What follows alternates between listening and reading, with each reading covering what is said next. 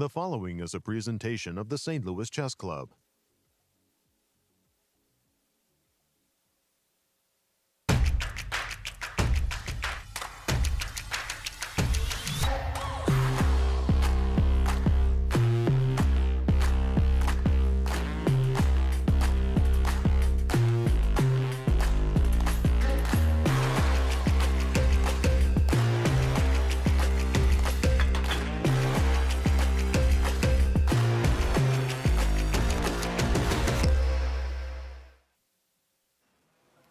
Hello, everyone, and welcome to the 2021 U.S. Championships and U.S. Women's Championships, as well as the Hall of Fame induction for 2020. I am Maurice Ashley. It's my pleasure to be here on this magical night. What a gorgeous place to host this event. It will be indeed very special for the folks who will be inducted into the Hall of Fame for sure, and I'm sure that the players are excited because last year, everything was online. And this year, we are back to playing chess over the board.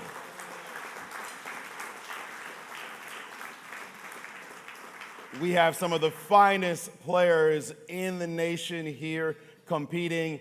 I always say this is my favorite event to commentate here in St. Louis because of the fire, the passion, the players giving it their all, and there's always amazing backstories. So we expect more of the same this year. Well, we do have a great venue, and to talk about the venue and add a few remarks will be Mike Isaacson, who is the artistic director and executive producer of the Muni. Mike?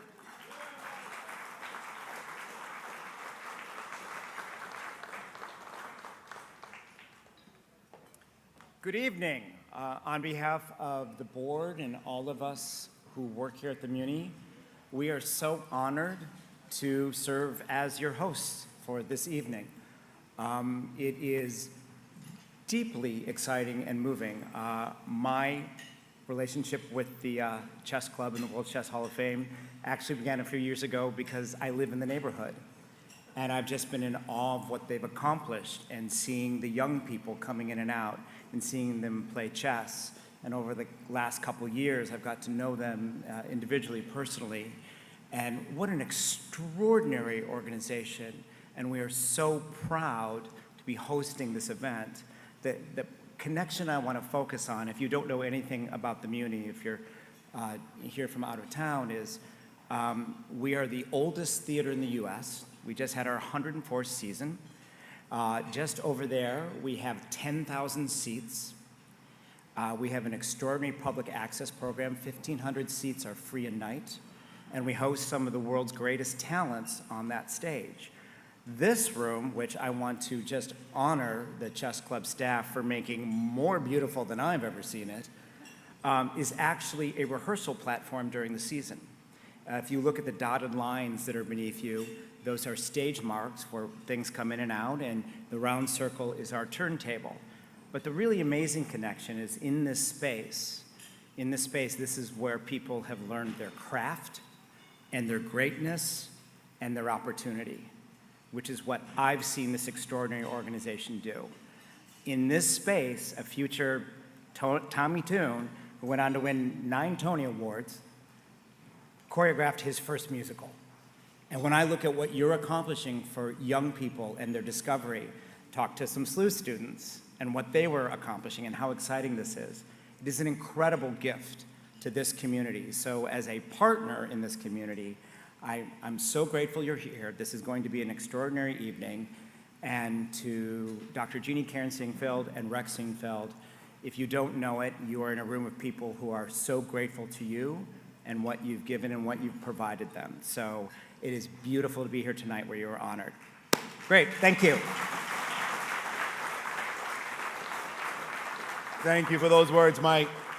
Well, the Hall of Fame, the World Chess Hall of Fame, if you don't know, if you haven't been there, you're missing out on one of the great institutions in chess. They do a fabulous job of curating, setting up incredible exhibitions. I always am mystified by what they do.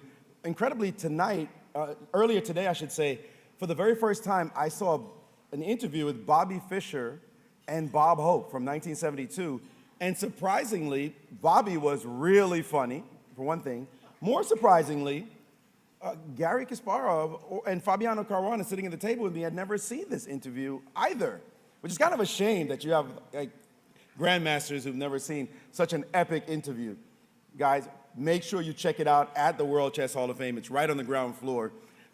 As I said, pretty funny stuff. And in charge of everything that happens in Magic at the World Chess Hall of Fame is its chief curator, Shannon Bailey.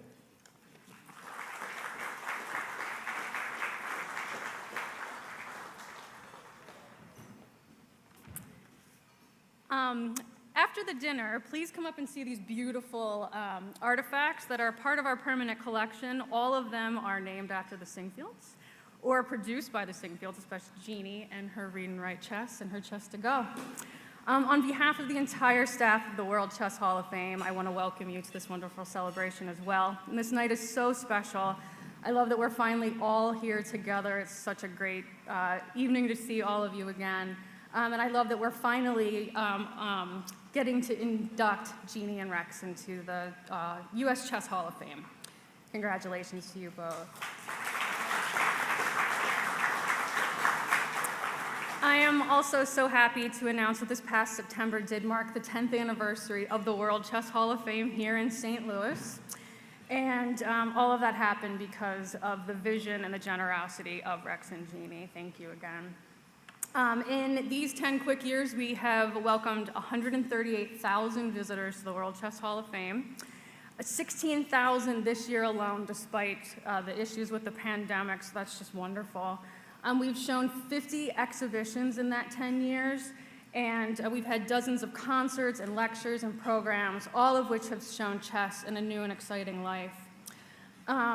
We were also able to do this under the leadership of our great general manager, Joy Bray, and the talent of our wonderful staff.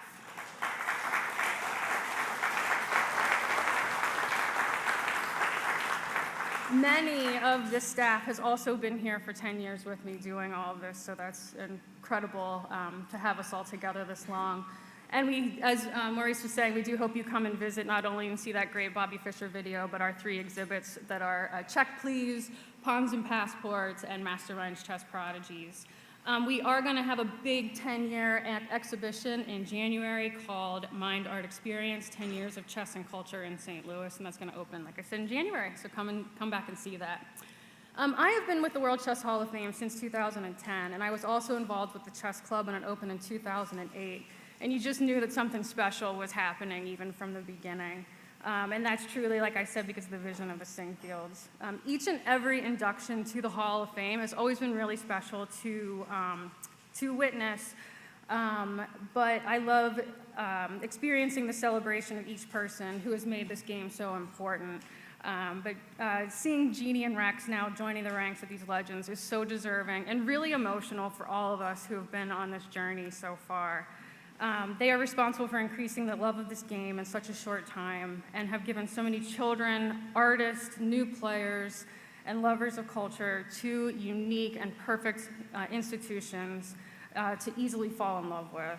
I truly appreciate everything that they have done for this game and everything that they have done for St. Louis too, and I so look forward to what is yet to come. Congratulations, Jeanne and Rex.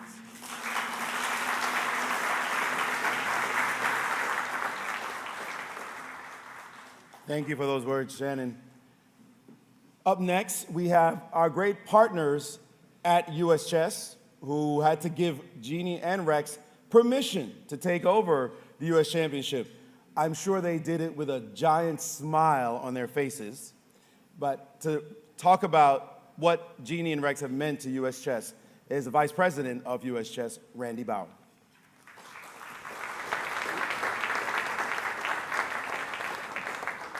So to say that Rex and Jeanne have meant a lot to U.S. Chess is a huge understatement. They are clearly the longest serving and largest benefactors that U.S. Chess has ever had, and a lot of the success that U.S. Chess has as an organization and many of its best players is because of their active involvement. And so I'm gratified to have the opportunity to express our thanks to both Rex and Jeanne tonight. for their enormous contributions to U.S. chess.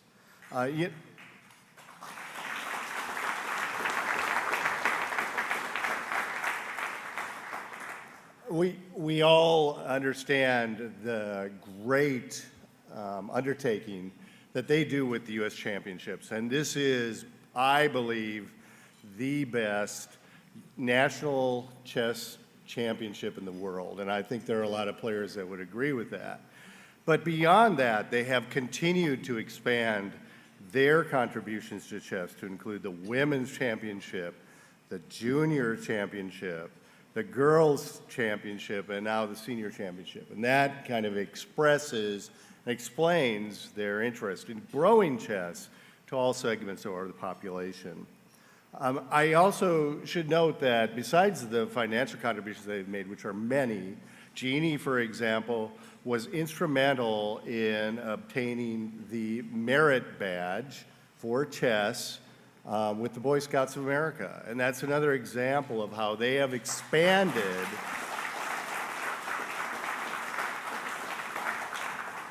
what chess means in this country and really appreciate that. You know, I had the fortune of having a small part of what became the involvement of St. Louis and the Sinquefields in the U.S. Championship. It goes back to 2008. I'm a director in a public finance firm and does a lot of work with the city of St. Louis. The city was interested in doing a revenue study. I direct the tax policy practice in our firm. And so we were hooked up. Mayor Slay's chief of staff reached out to us and put us in touch with Rex's people about the possibility that he might, or his nonprofit associated with it might fund that particular study. So our managing director and I came to St. Louis. We had dinner. Anybody who's had dinner with Rex knows it was quite an experience.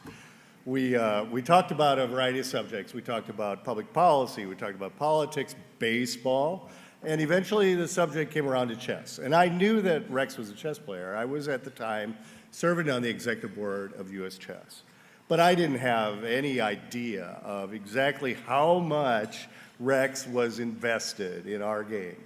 And he told me about this club that he was, you know, building. And I was like, oh, that's cool. I mean, I've been to the 3Ms, the Manhattan, Marshall, and Mechanics chess clubs, and I figured, well, okay, this is going to be something not like that. And I was blown away. He took me there, we toured it, and it's a phenomenal facility. It was then, and of course it still is. And at one point he said something along the lines of, you know, maybe someday I'd like to host a U.S. championship. And I'm not a very good poker player, so maybe Rex already knew that I was kind of pretty interested in that being a possibility. And after that meeting, the executive, or my managing director, who is not a chess player, came out of that and said, well, we may have not got a funder for St. Louis's revenue study, but I think you may have found a sponsor for the U.S. Championship. And that was true. Rex and the people in St. Louis have been funding and founding and supporting and holding that event ever since then, from 2009 on.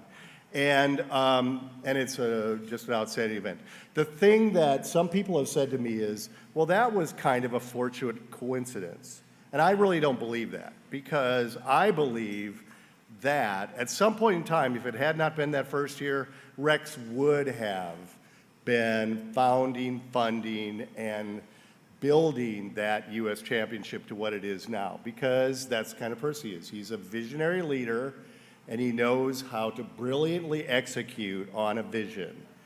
And as chess players, that's kind of, we understand that as a combination. That's the way you win in chess, and that's the way Rex and Jeanne have helped us build a winning combination for U.S. chess. And I'm so happy to be a part right now of their long overdue recognition as members of the U.S. Chess Hall of Fame.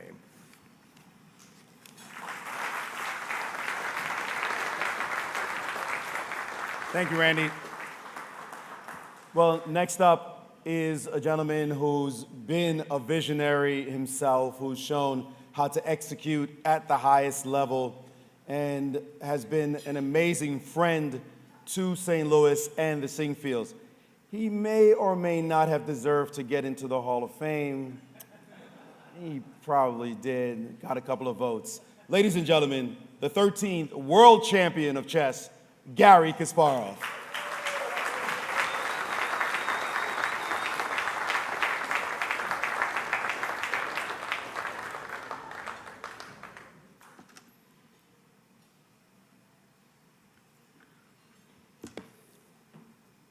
Thank you.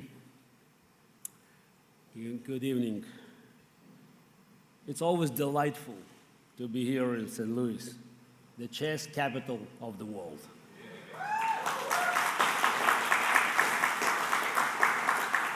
No wonder I always feel at home. With so many events, grandmasters, and the beautiful chess club and Hall of Fame, it reminds me a little of Moscow in the 70s and 80s. Except the weather and food are better here, and there's not so much KGB around. I hope. The reason we are here tonight is also the reason the Gateway City has become the gateway to chess. Jeanne and Rex Sinquefield. Their work has not been mere sponsorship, as welcome as that is in our sport. Their advocacy for chess at every level, in every way, could only come from a sincere passion for the game and its many benefits as a force for competition, education, and culture. There have often been arguments in the chess world about whether to support the grassroots or the elites. Do we emphasize chess in education and use tournaments to build the next generation? Or do we host grandmaster tournaments and support top players who in turn may inspire the next generation of American kids the way Bobby Fischer's victory did in 1972, nearly half a century ago? Or perhaps, a better example these days, the way the fictional American champion Beth Harmon has done thanks to the success of Netflix show The Queen's Gambit. The only right answer has been given by the Sinquefields. We do both. We do it all, and we see what works best. We take action and move things forward. It's a very Sinquefield way to do things, and a very Kasparov way too, I must say. I knew from our first conversations that Rex didn't just want his name on a building or a trophy. It was clear he wanted to do that most important thing of all, to make a difference, to change lives for the better, to change his city for the better, and through those lives and this city, to change the world for the better. And there is no doubt they have achieved it, with much more to come. From a beautiful chess club to Jeanne's tireless work creating the Boy Scouts Chess Merit Badge, to Rex's early support of the Rising Stars Junior program, and hosting all the major US championships. It's wonderful to see how many of those talented chess kids are now playing in the elite championships and competing on the world stage. Others have gone off to college, on to achieve in other areas, always with the confidence and skills that chess gave them. Each of them owes a debt to the Sinquefields. And this may be the only debt that Rex would never try to collect. This time, his return on investment is here with all of us and here in the heart. I want to say a few words about one of the heroes of the past, because I think it's appropriate to talk about this story. In the first half of the 15th century, the small country of Portugal became a great exploring nation. Much of the credit goes to a man who is best known today simply as Prince Henry de Navegador, or Enrique o Navegador. His keen interest in charting and exploring the world did not lead him personally out the ocean's blue. Henry's legacy was to create schools that taught the sciences, navigation, cartography, and astronomy. He was the inspiration and patron of journeys all over the known world and beyond. Henry's efforts would later form University of Lisbon and lay the human foundation for Portugal to explore the globe and become a world power. It started with the coast of Africa, the Madeira Islands in 1419, considered the first territorial find in what is now known as the Age of Discovery. Henry was not just trying to make the usual 20% on these voyages. He wanted to push out into the unknown, to open the world to his people, to make a difference. Today in America, we're living in a new age of chess, thanks to the Sinquefields and their passion for making a difference. They are laying a solid human foundation for the game of chess and in the minds and souls of everyone who is touched by their work. That boost in human capital is worth more to Jeanne and Rex than any other kind. They're sending countless well-prepared explorers out into the world. They have acted out the Jesuit saying, learn to give and to not count the cost. Usually, a Hall of Fame ceremony marks the end of a great career. I think I might have a plaque or photo in that building somewhere, as Morris mentioned. But a career in promoting chess doesn't have to end along with your hair. As much as Jeanne and Rex have achieved, they will not stop there. I'm honored to be here to induct them into the US Chess Hall of Fame. And I look forward with great anticipation to seeing what they do next. Congratulations, my friends.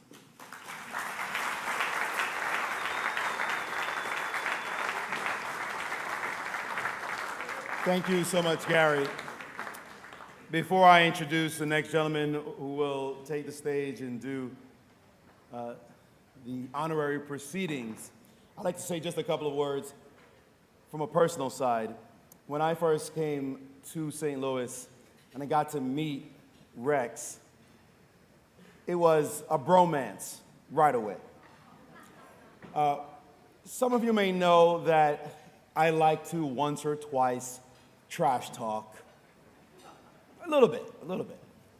But Rex is one of those that can give and take just as well. And I remember one of our dinners, I think it was at Brasserie, we were sitting down outside, and a waitress was trying to get around Rex. And he was kind of sitting, basically in her way. And so I looked up at her and I said, please excuse him because he's so obese.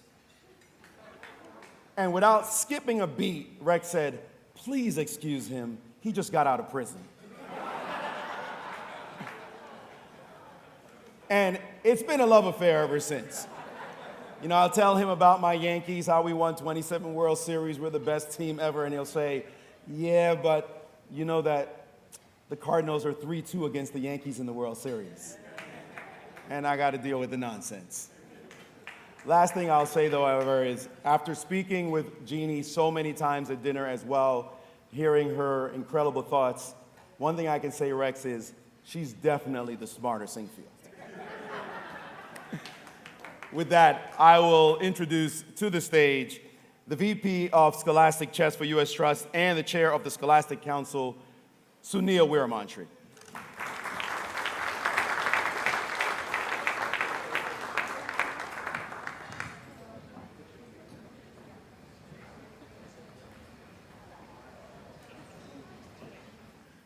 Thank you, Maurice. Ladies and gentlemen, distinguished guests, We have all heard about the Renaissance man, but how often does one speak of the Renaissance woman? Dr. Jeanne Cairns Sinquefield fits this bill to perfection. She's an academic, a polyglot, an accomplished bass player and lover of music, and a noted philanthropist. And definitely not someone to mess with. After all, Jeanne holds a black belt in judo, a fact that her beloved husband Rex has painfully experienced on a few occasions. I had the pleasure of getting better acquainted with Jeanne when my wife Carolyn and I were guests of the Sinquefields at the farm. One of the highlights of our stay was a tour of the property that Jeanne took me on by golf cart. It was during this memorable ride that I first learned about another one of her passions, the Boy Scouts. I recall stopping at the lake house. Jeanne told me how entire troops would visit and conduct STEM experiments there, and she planned to enhance their experience by installing state-of-the-art equipment for them. STEM to chess was a logical transition. Jeanne went on to become a staunch advocate for an idea that was first advanced by Ralph Bowman, a former chair of the Scholastic Committee of U.S. Chess. This was to create a chess merit badge for the Boy Scouts. Jeanne's dedication to the project soon led to the realization of this dream. Some years later, the Central West End was treated to a live game of chess in the shadow of the world's tallest chess piece on the street in front of the world's best chess club and the World Chess Hall of Fame. And the pieces? The Boy Scouts, naturally. The rest is history. Today, more than 250,000 chess merit badges have been awarded.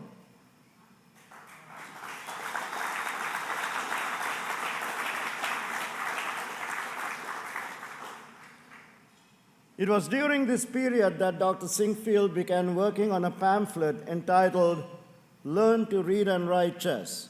And I noticed a few copies of them lying around. I'm sure you can pick one up on your way out. Her academic background in linguistics made her appreciate the value of learning the language of chess, and she wanted to make this skill easily accessible to everyone. She perfected the pamphlet with the help of grandmasters affiliated with the chess club. It has now been translated into a dozen languages and may be downloaded free of charge around the world. Invaluable as these initiatives have been to the world of chess, they still pale in comparison to Jeanne's most significant contributions, the creation of the Sinquefield Cup and the Cairns Cup. It was on a sunny spring afternoon in 2013 that Jeanne, Joy Bray, Tony Rich, and I were discussing the state of chess in the country. Jeanne remarked that despite all the support Rex was giving to US chess, there was no event bearing his name. Thus was born the Sinquefield Cup. That fall, the inaugural event was held featuring 4 players: the world champion Magnus Carlsen, the number 2 ranked player in the world Lev Aronian, and the top 2 Americans Hikaru Nakamura and Gara Kamsky. The Sinquefield Cup has since evolved into the crown jewel of the chess circuit and is universally regarded as the world's finest elite chess tournament. A few years later, Jeanne decided to extend the same consideration to women players and launched the Cairns Cup, an invitational event that carries her maiden name. Unlike many other prestigious international invitational tournaments that are in danger of disappearing, the Sinquefield Cup and the Cairns Cup are set up through the generosity of the Sinquefields to continue long into the future.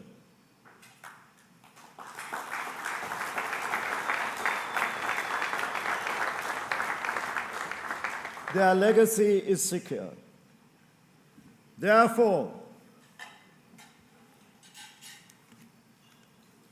with the lasting gratitude of chess enthusiasts around the world, and with the authority vested in me as a trustee of the U.S. Chess Trust, I hereby induct Dr. Jeanne Cairns Sinquefield into the U.S. Chess Hall of Fame.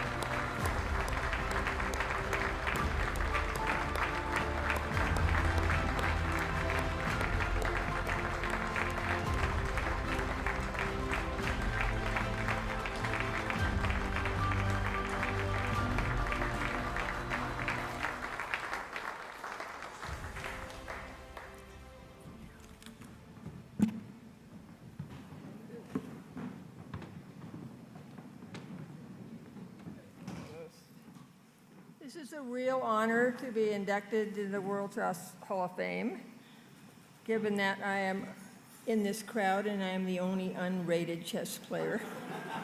Okay.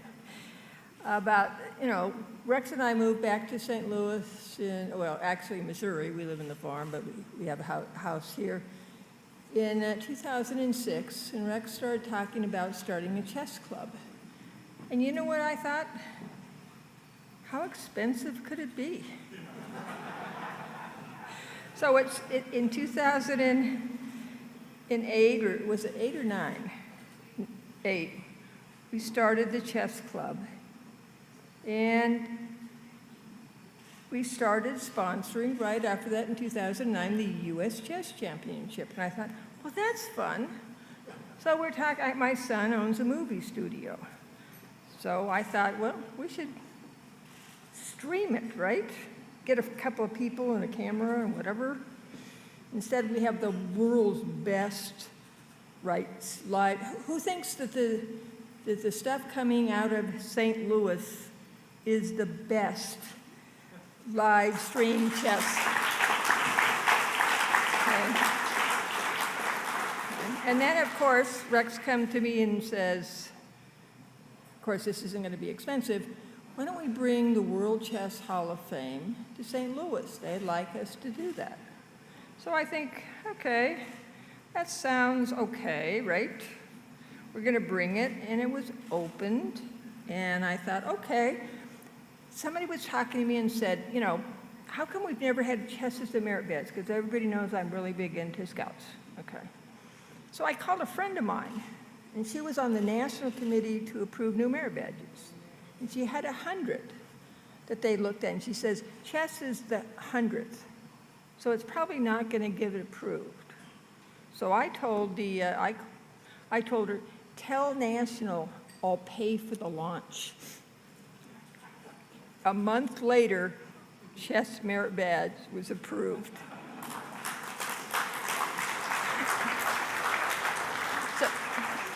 So now I'm there, and they're allowing me to be the first chess merit badge counselor, and I'm thinking, oh man, this is going to be a real disaster, So I got all these adults, and I made Rex come and help me teach it, the important part of how you play chess, okay?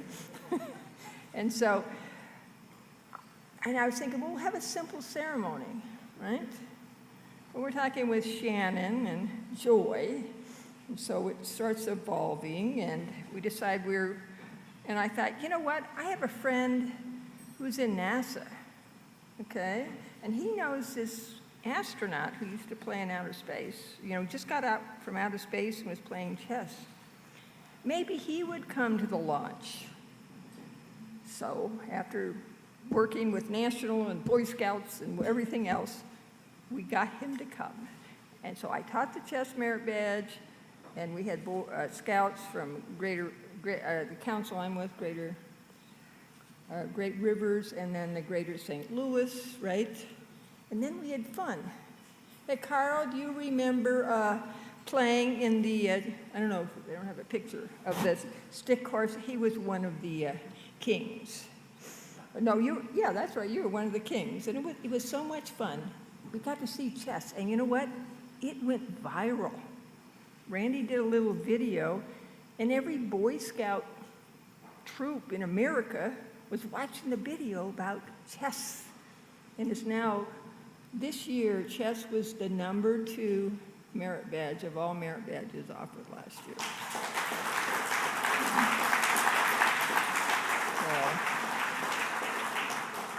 Now, Rex has done a lot of things and wonderful things, spent a lot of our money, and he's, the godfather of American chess.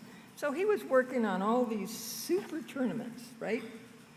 The Sinquefield Tub, the Grand Chess Tour, getting the very, very best players in the world, right?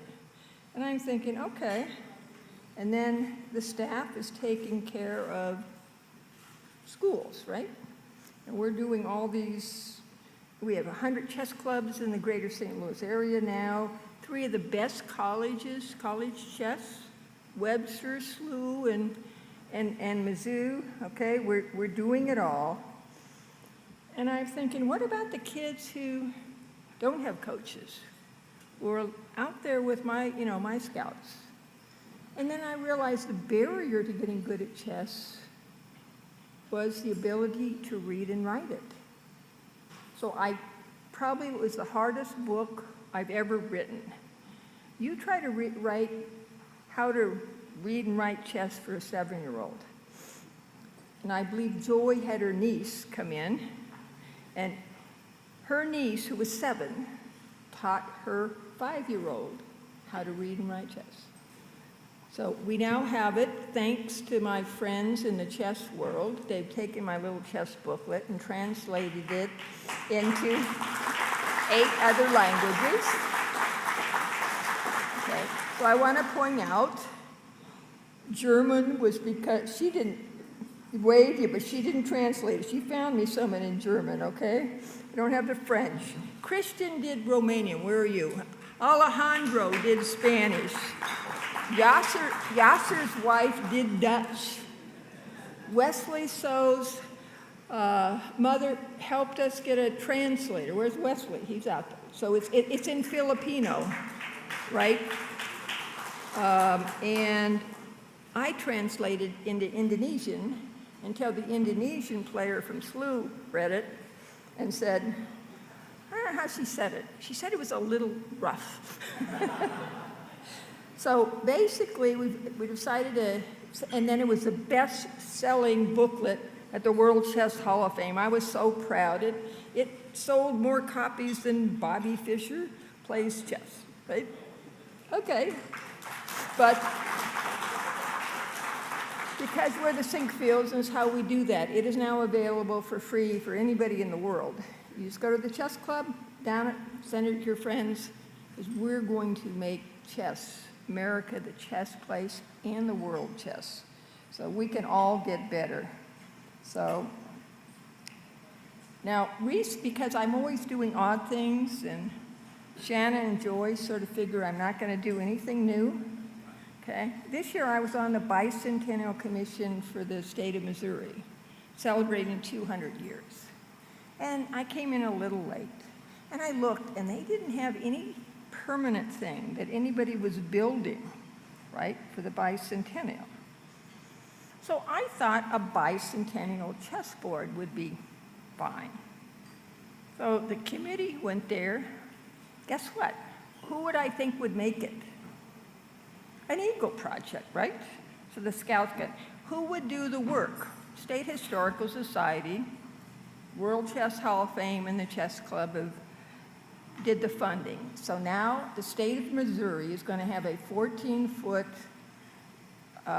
granite chess set with 32 engravings, celebrate 200 years of the state of Missouri, and it will be in front of the Capitol.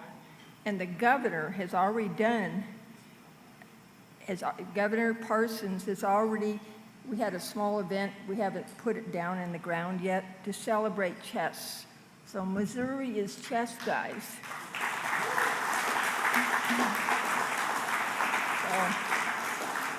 So, and the final thing is I want to thank all the chess lovers and the chess players, the guys who are out there and the people who are lousy players like me.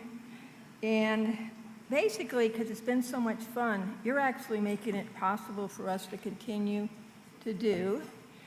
And I want to thank you for this honor.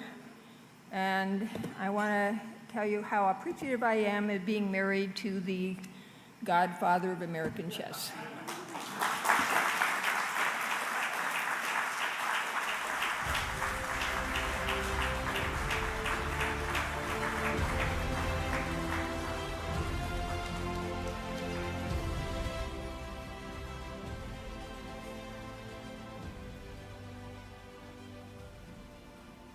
Thank you, Dr. Sinquefield.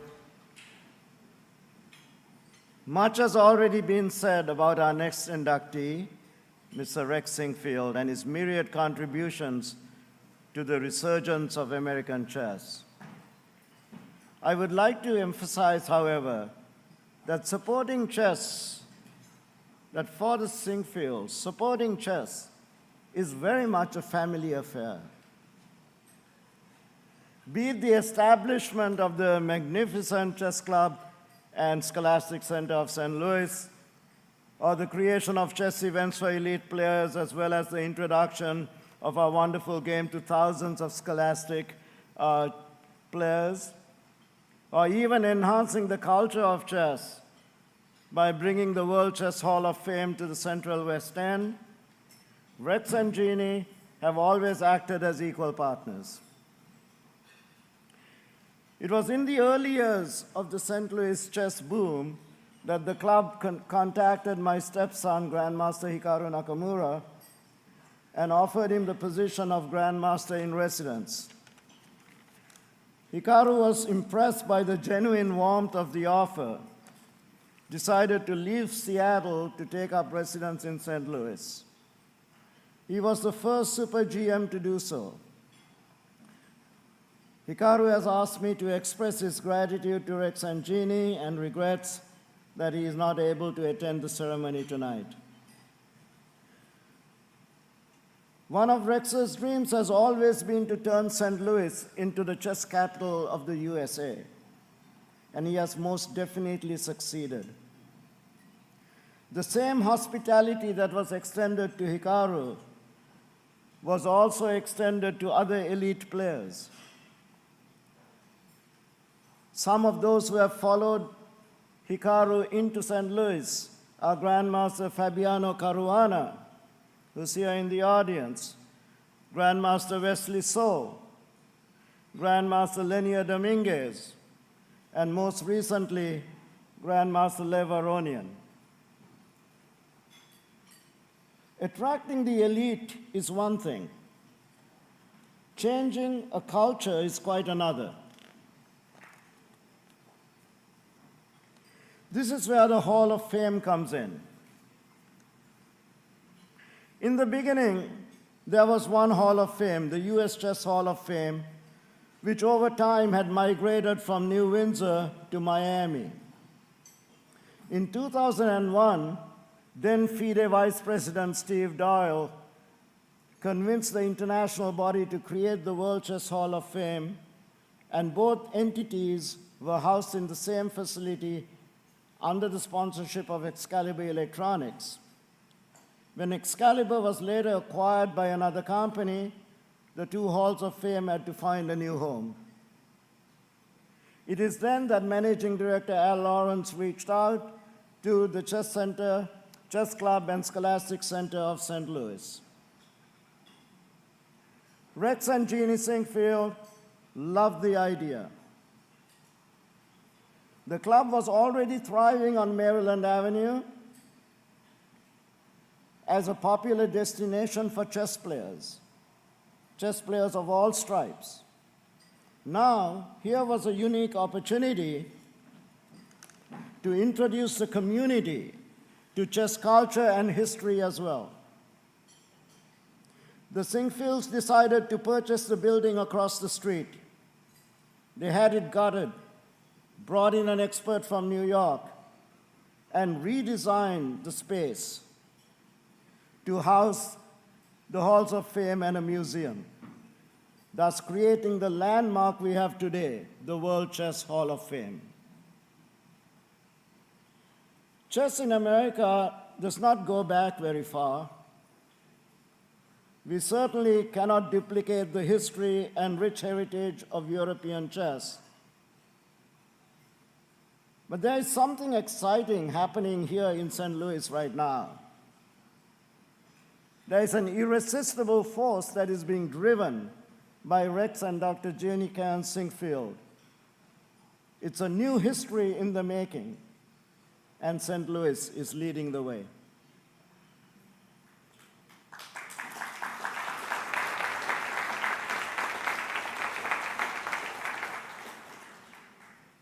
And it gives me great pleasure, and it is with the authority vested in me as a trustee of the U.S. Chess Trust that I humbly induct Mr. Rex Sinquefield into the U.S. Chess Hall of Fame.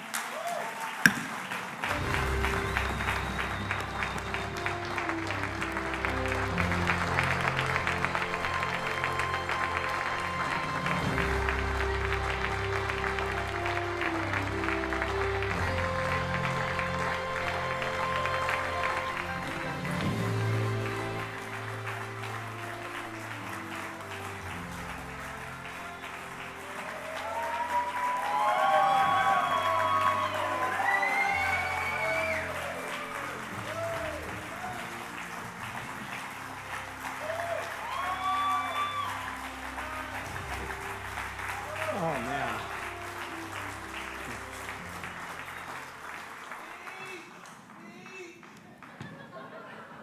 I thought you said you were going to keep unruly people out of here.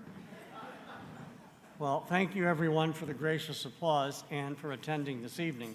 First of all, I'd like to thank my wife, Jeannie, for letting me start a chess club. I really wanted to have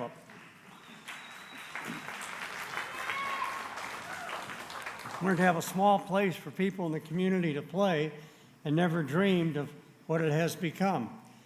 Joy and Tony like to remind me that when the club was built, we had one office and a front desk. Now we have 100 employees and contractors, among whom my son Randy is numbered, that make these organizations hum. With that being said, it's the staff and the contractors of the Chess Club and World Chess Hall of Fame that make it all happen.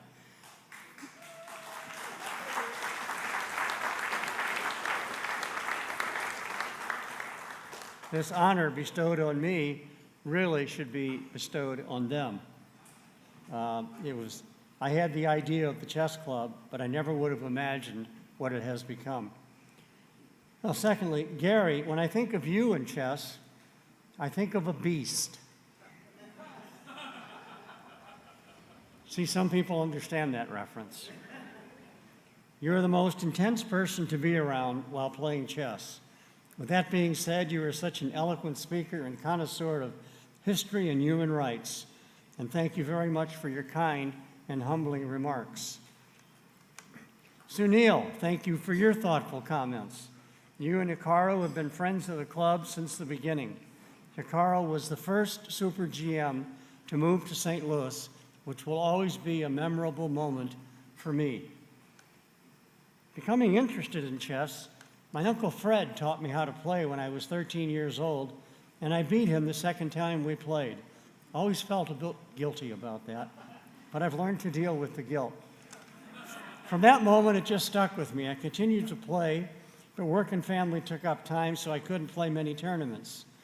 As most of you know, Bobby Fischer is one of my idols, and I really wanted chess to become more popular after the Fischer boom. It did, and not because of me. I've always been impressed by the ornate and rich history of the beautiful chess sets that people collect, and I was more than happy to move the Hall of Fame from Miami to St. Louis so chess could be displayed in the many formats through the incredible exhibitions managed and created by Shannon Bailey and Emily Allred.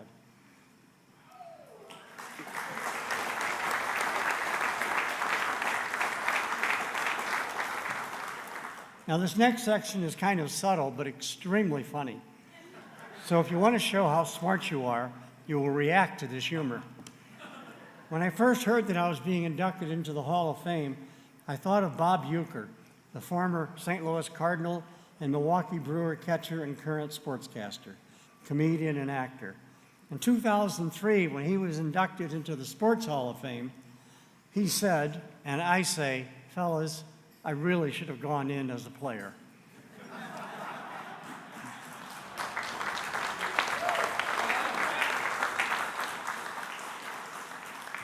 Then I thought about becoming a grandmaster and realized that would be too much work.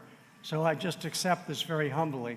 It's a very kind thing you're doing. Thank everyone for being here tonight and celebrating this memorable event with me and Jeannie. Thank you.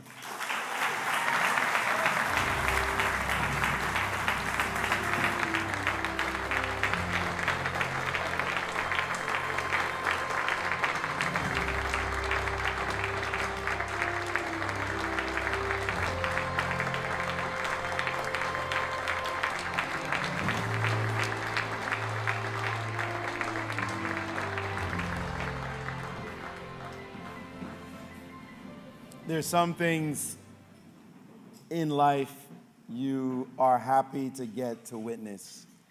And what I just got to see in great dear friends and great benefactors of our game, they have changed the sport, they have changed our lives, they have changed my life personally. I can say I'm grateful. I will remember this moment forever, seeing you two get inducted into the Hall of Fame. Wonderful moment for all of us. This morning, I had to wake up. Woo, those are some dynamic words I must have said. This morning, I had to wake up at 4:30 a.m. Why? I was told about a month ago that I would have to do a press tour, extolling the virtues of the U.S. championship, all the great players. And I said, oh, really? I got to do that? And then they said, no, but you also get to talk about Rex and Jeanne Sinquefield getting inducted into the Hall of Fame. I said, oh, okay, I can wake up for that. That I'll do. And I did 25 interviews, the same questions over and over again. I was in the Hall of Fame, and they were coming to me from all over the country. And one of the questions was, tell us about the inductees into the World Chess Hall of Fame, into the U.S. Chess Hall of Fame. And I'm thinking, I only have a minute? But I did it over and over again. It was a great pleasure. Thankfully, we have more than a minute for a video that has been put together in the honor of these two now Hall of Famers. Please take a look at the monitor.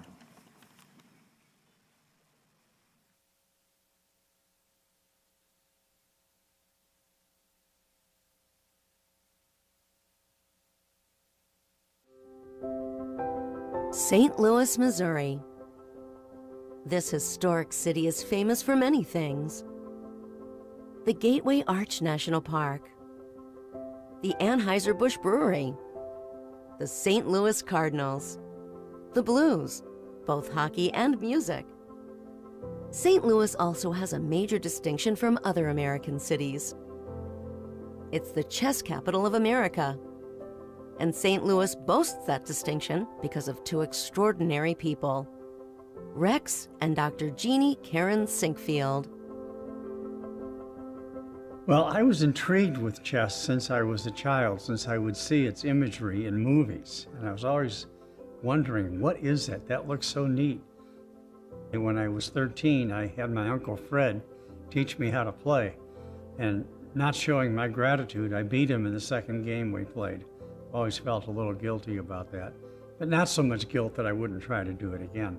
And then I stayed with chess while I was in high school at Bishop DeBerg High School, joined the chess team, stayed very active with it then, and then continued on with it, but in an interrupted form when I entered college at the seminary in St. Louis, Cardinal Glennon College, and then stayed with it after I got out of the seminary and went to St. Louis U.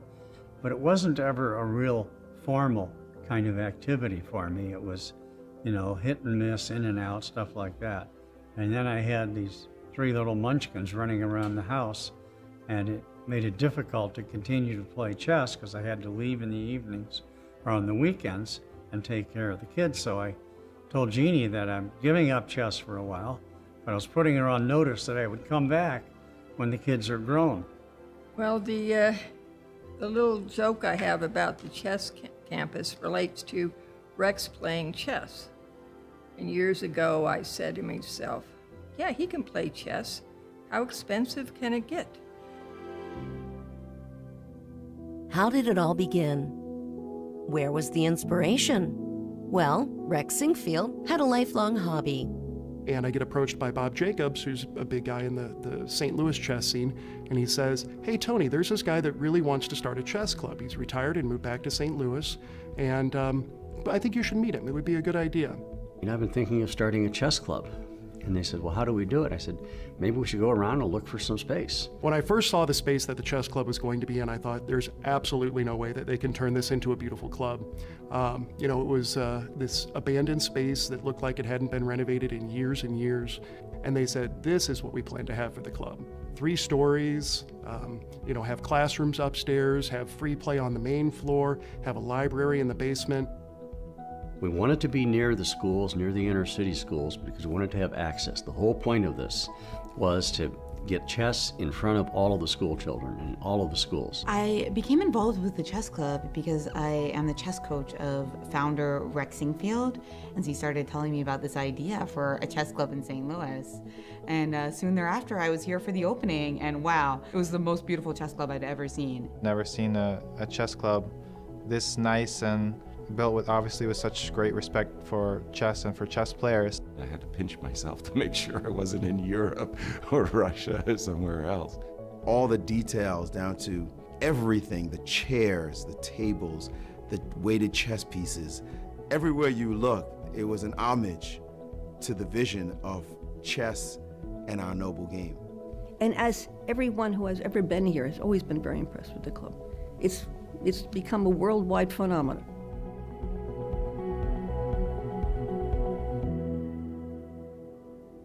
The U.S. Chess Championships for men and women needed a home, and there was really only one solution. Rex was meeting with Randy Bauer. Randy Bauer's been very involved with the U.S. Chess Federation for a number of years. So I tell him, well, we're building a chess club. Why don't you come and see the build out? As we're walking from the racket club over to this location, I said to him, someday I would love to be able to host a U.S. championship here in St. Louis. And he goes, well, it just so happens they're looking for a sponsor, so you might be the one.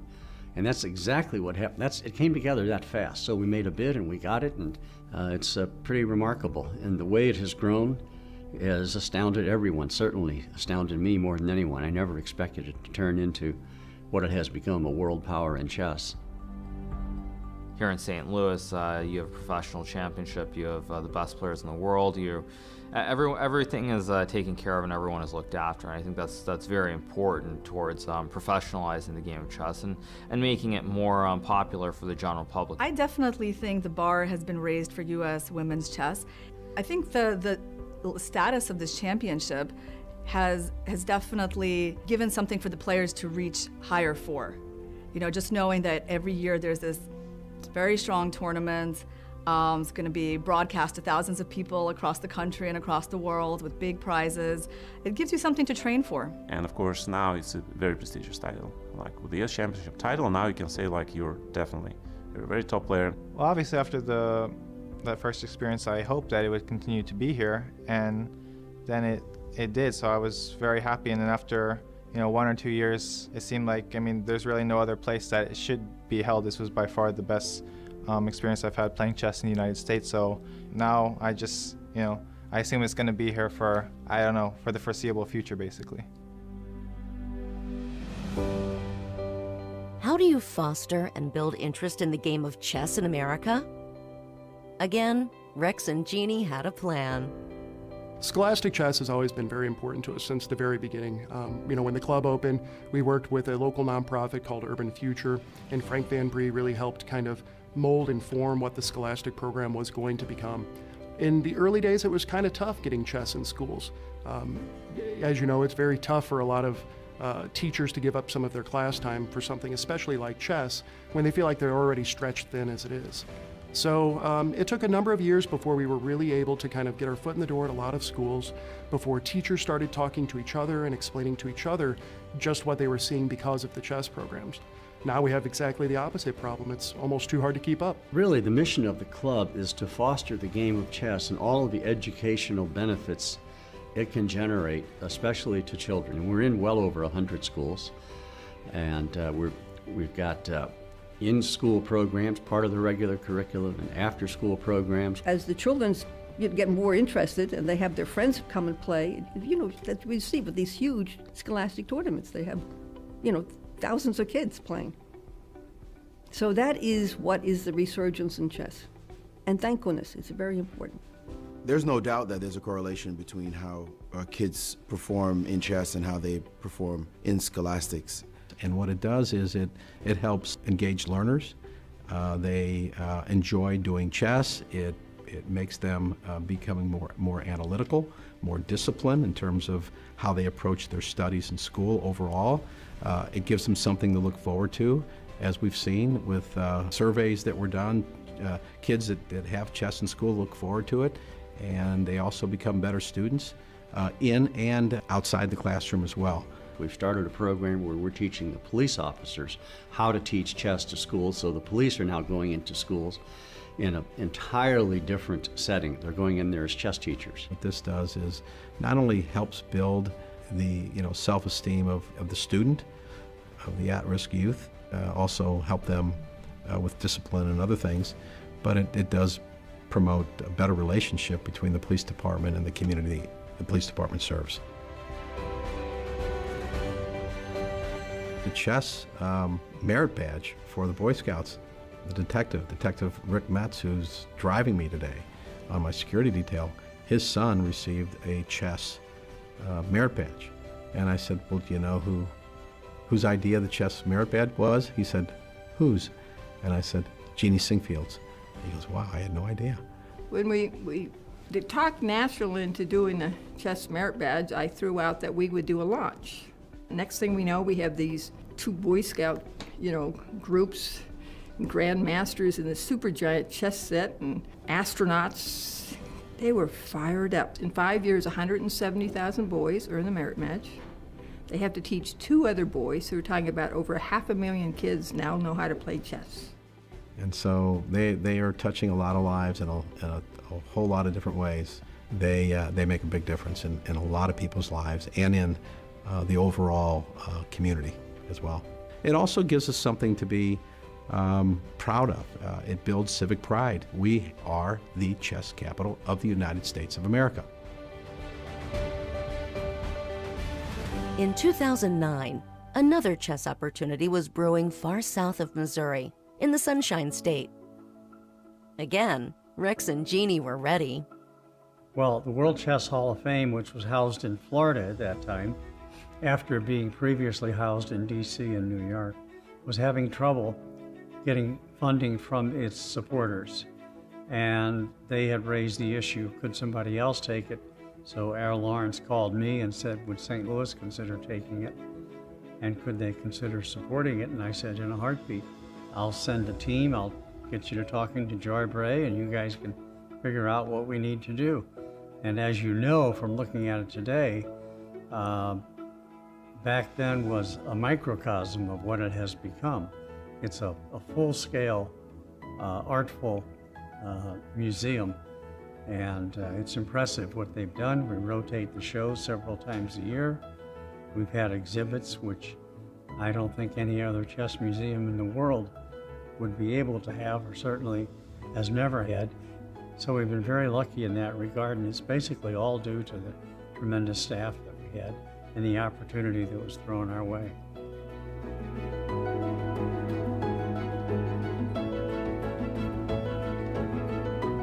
Today, chess in America is much stronger.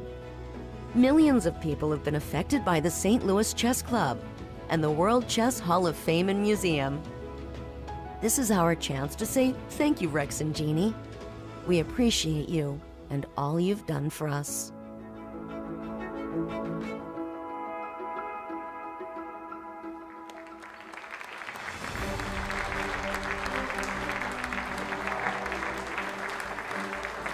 That was an extraordinary video. I got to tell you, I noticed some things. First of all, little Ray Ray turned into Ray Robson. That was cute as ever. Jennifer Shahadi, I'm sorry Jen couldn't be here. We miss her so much. Saw Carol Jarecki as well, who's since passed on, was such a great friend to the club. Some of us grown up here. Some of us have grown a little older here. I started with hair, I remember. But wow, what a transformation. I do remember Tony Rich taking me on a tour of the club when it looked like crap. Just that picture you saw. And he said, it's gonna be a great chess club here. And I was like, okay, good luck. And it's a miracle. It has really been a miracle. And that video really showed it. We've been a family. We've grown up like a family. And it was, in fact, family who put that together with Spectrum Studios. I'd like to introduce the son of Dr. Jeanne and Rex Sinquefield, the president, as I said, Randy Sinquefield.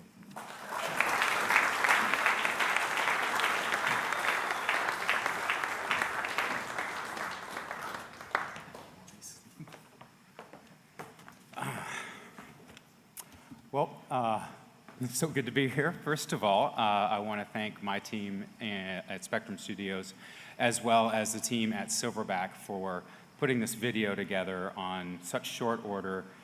It turned out great, and it's...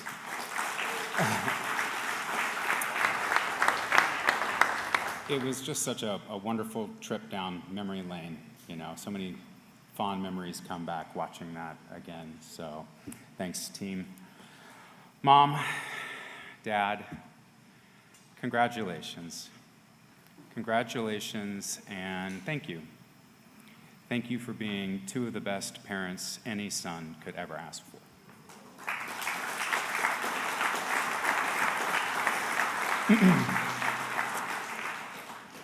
Dad, I especially want to thank you for dropping out of the seminary. That worked out pretty well for me. Solid move. Mom, I don't even know where to start. The things that you and Dad have done and affected so many people. If I had to pinpoint one thing, I would think it's your dedication to scouting that I want to thank you the most for. Not only did you push me to become an Eagle Scout reluctantly at an early age of 14, you've devoted 30 plus years of your life to scouting and have affected so many of our nation's youth and our nation's future leaders. So thank you and congratulations for everything you do for Boy Scouts.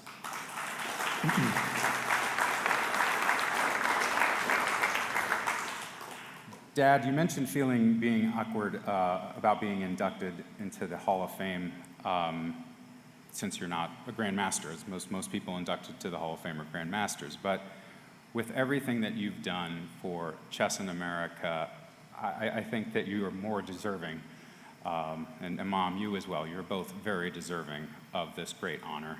And I think everyone in this room will agree with me.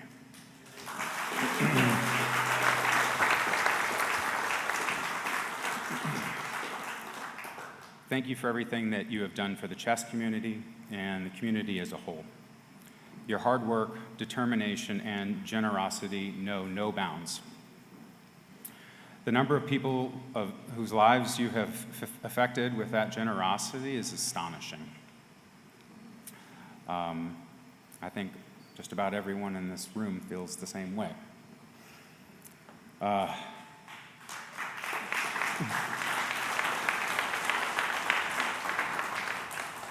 Dad, a lot of people call you the godfather of chess, but Mom and Dad, collectively, I like to think of you as the saints of St. Louis chess. Congratulations on your induction. I love you both very much.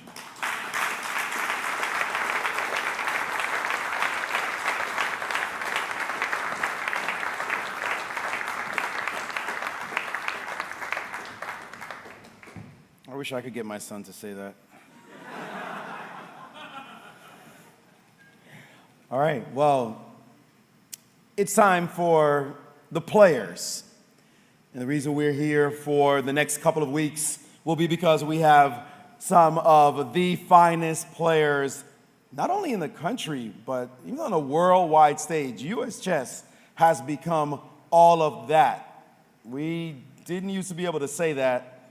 We had some great players. Yasser Seirawan comes to mind, used to represent back in the day. But Yaz, this lineup is a powerhouse. This is scary, the players we have playing in these events now. And to bring those players to the stage to talk about them, we're going to bring the big dog who's been here since the very beginning, Executive Director of the St. Louis Chess Club, Tony Rich.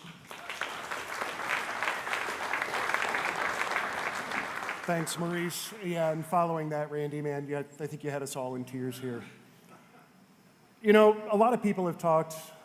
Let me start off. I've got work to do. I need to go over there and bring the players up and ask them to pick a number and all that kind of stuff. And we're going to get to that in just a moment, but I wanted to express my gratitude and thankfulness to both Jeanne and Rex as well. It's not just the top players in the country or the top players in the world. It's not just the tens of thousands of scholastic chess players that have learned the game because of you guys. It's not just the fact that America knows chess more now than it ever has. It's not just the fact that you've provided opportunities for promising young players who want to become these grandmasters and play in the U.S. championships, or even the players that are really on the cusp of becoming world-class players too. I think Gary said it best whenever he said, you know, you don't just focus on one area of the game. You focus on the young scholastic players. You focus on scouts. You focus on women in chess. You focus on being able to read and write chess, just the basic vocabulary of understanding the game as well. Rex, you joked that you kind of fell into this and didn't have the vision for what the chess club could become or what we would be doing. And none of us did. In fact, 14 years ago this month, we sat at O Bistro in the Chase Park Plaza Hotel, had our very